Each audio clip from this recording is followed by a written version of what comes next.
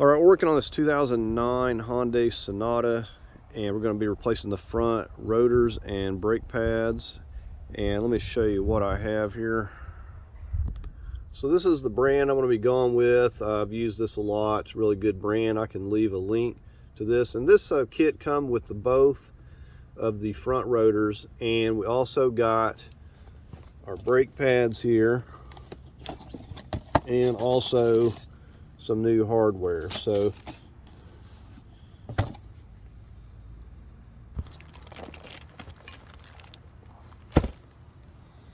okay, so the tools we're going to be using here, of course, we're going to need a jack and jack stand. Over here I've just got a torque wrench, an extended handled ratchet, just good for leverage, just a smaller ratchet there. We've got a Phillips screwdriver. This is just a little bitty Phillips that we're going to use to break the Phillips loose. Got a hammer.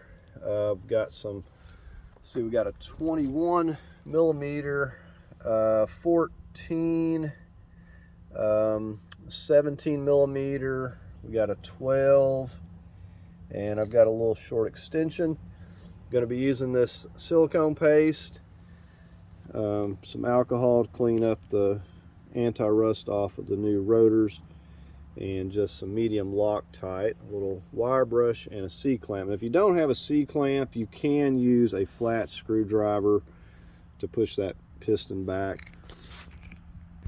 Now we're going to get the hood up here.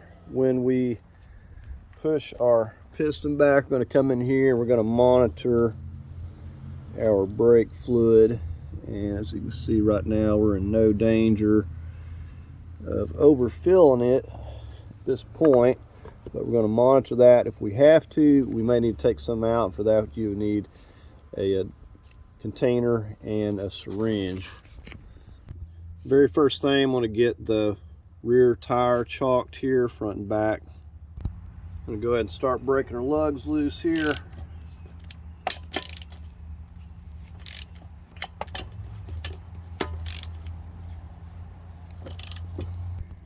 Here's where I've positioned my jack, and we're lifting it. You could lift it there, you could lift it farther up here in this area, just wherever you prefer. Okay, we've got it lifted. We're going to go ahead and finish removing these.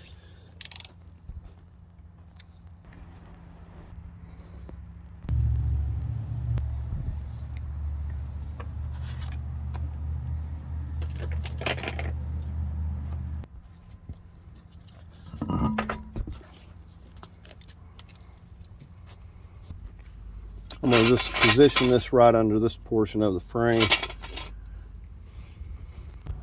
Okay, first thing up, we're going to come on the back side. We've got this 12 millimeter. It's holding the wire here for our ABS wire in our brakes. We're going to go ahead and loosen that up.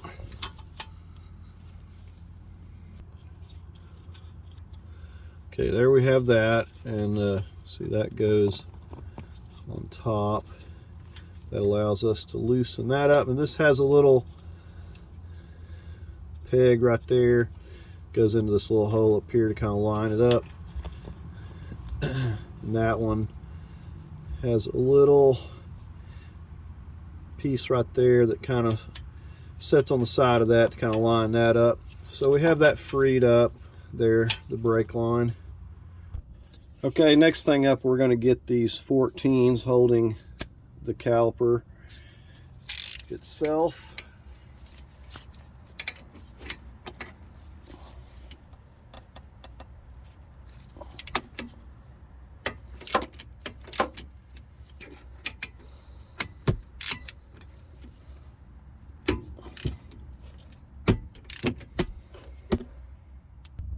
Okay, if this tries to spin on you while you're taking these 14s out, you're going to have to hold this right here. I'm using a pair of pliers. Otherwise, you have to have a thin 17 or whatever that is there. So I'm going to just hold it. Vice grips, whatever you have. It doesn't take a lot to hold it still, but sometimes they will try to this spin on you.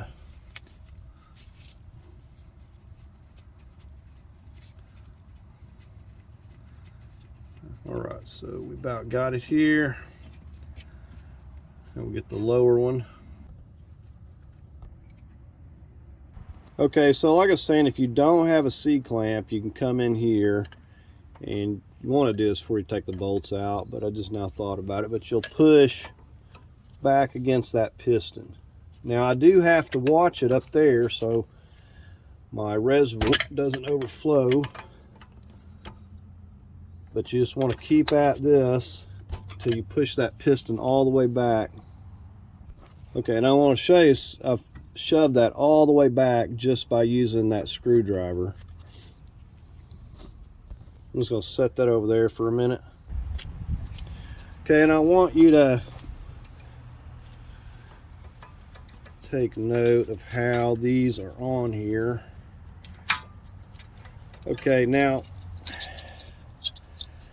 let me just show you. See the where these two pegs are?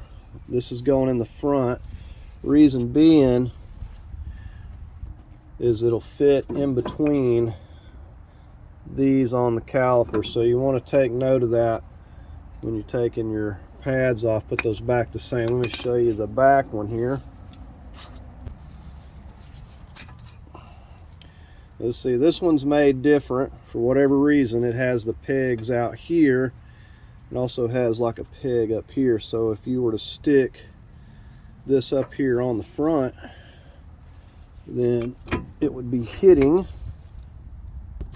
right there on those little pegs. So just be mindful of that. So if I wanted to do it with my C-clamp, just put my old pad on here. We'll get our C-clamp set up. So I just set my C-clamp up like that. Of course I can't press it anymore because I've already got it pushed back. So either way you want to do it. Okay, now we're going to get our 17 millimeters out of the bracket here.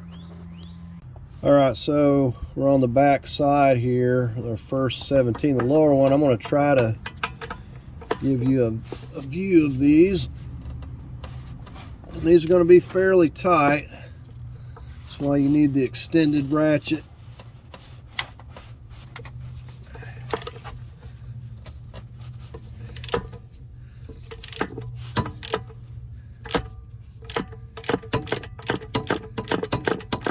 Okay, now we'll go ahead and get on the upper one. Okay, so our upper one is right in, just kind of hidden in behind here. And you can feel it easily, but I can't really get a view at it here, so we're just going to go ahead and take this one loose.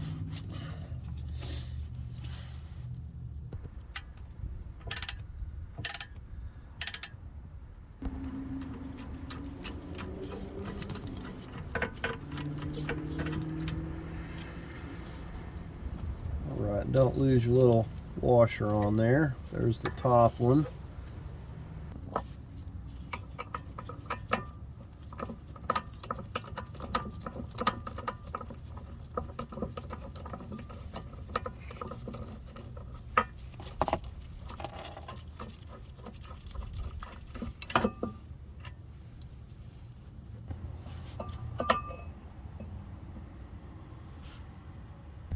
Alright, now we're going to take this little Phillips, and you're going to have to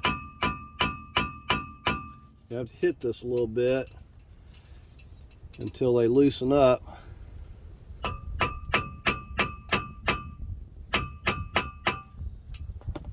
if you hit them hard enough, you'll be able to take your Phillips and get these right off of here.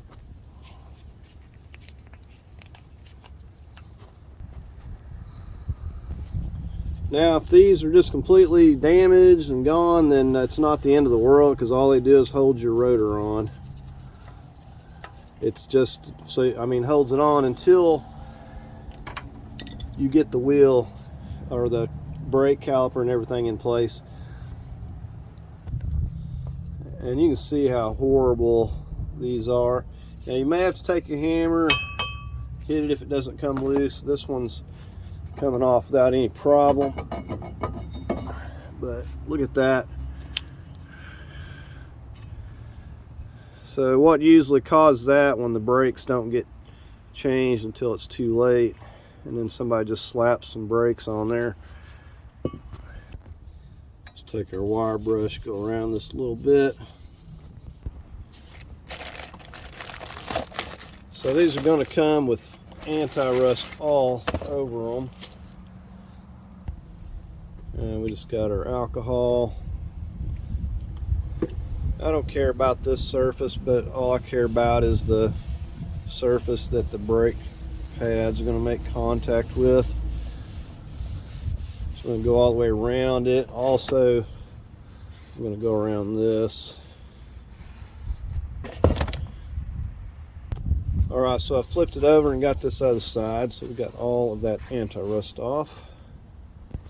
Right, so when I put it on here, just want to make sure my little countersink place for my screw are going to line up where they're supposed to line up. And just a little bit of medium Loctite on our screws.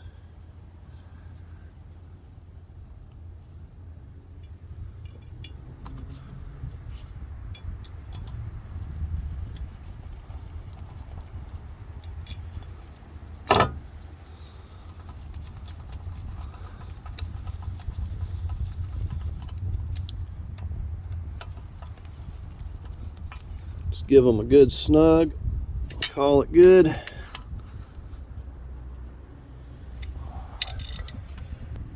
we're going to work on our caliper here.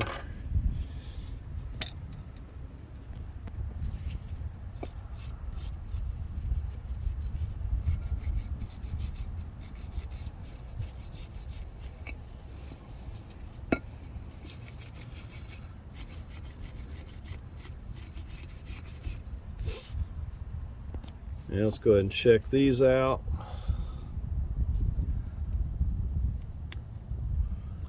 Not too bad.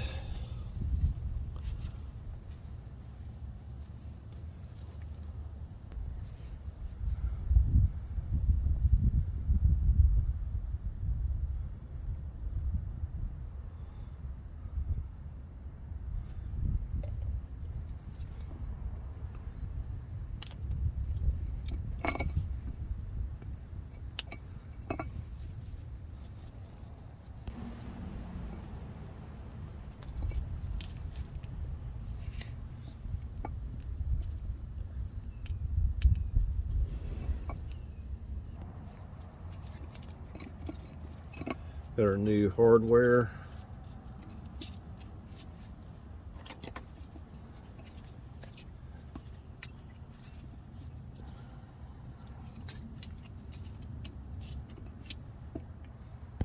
Now you can wait and put these on. I'm going to go ahead and set my shoes in here just because I don't have to lean down or look. It seems to be a little easier. There we got our little squeak tab. That's going to be, this is going to be the back. This is the front. And again, actually, okay, yeah, we got it right. So this is going to go in the front, like I said, because the brake caliper comes around these, whereas if you used that one it would hit these pegs and stuff here, so we want this one in the front. So let's go ahead and set this on here. Okay, so there we have them both set on there. Got a little space in there so we can slip this on. Alright, go ahead and carefully slip this on here.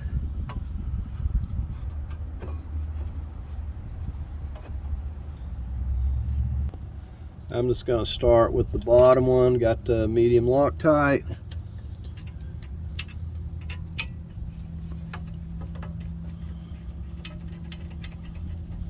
And we'll fill around there and get that rear one, or the upper one. Just have to kind of feel for this one.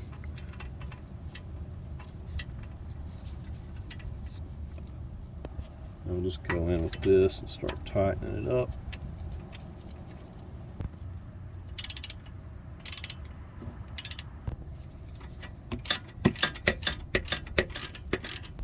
Okay, we're going to torque these to 72 foot-pounds.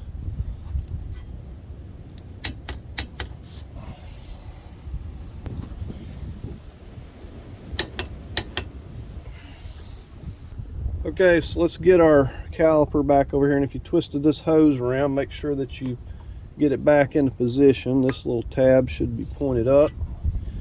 The hose shouldn't be crooked or twisted. Push these in slightly. And again, we're going to take some medium Loctite, put it on our 14s.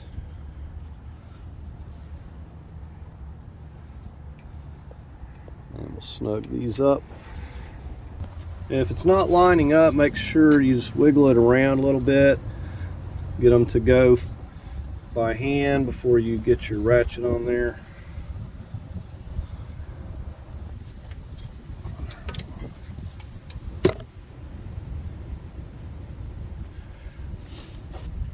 We'll torque these to 20 foot-pounds.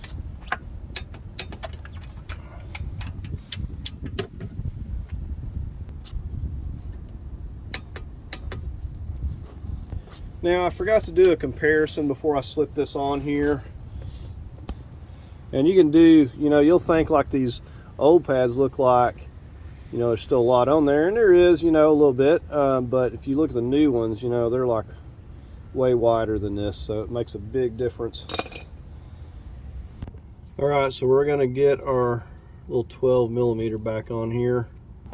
So the actual brake line goes first, and the little ABS slides onto that. And so they got little bumps on the metal there that help to line it up. Okay, so we're ready to go ahead and get our tire back on our wheel here. And again, I said the front pad has the little bumps right in the center, so this can go around it, so just be mindful of that.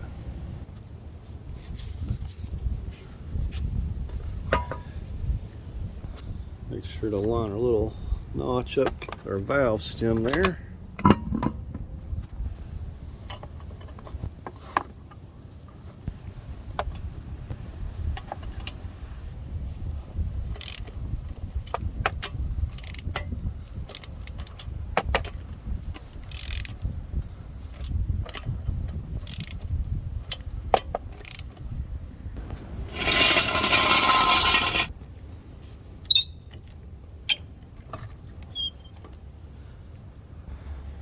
I'm going to torque this to 85 foot-pounds in a star pattern.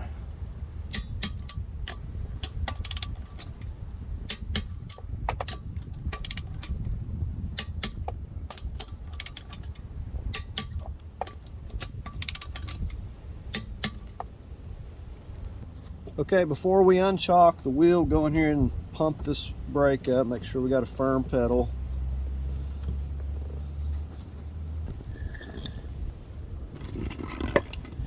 Alright, so that's going to do it for this video, replacing these front rotors and brake pads.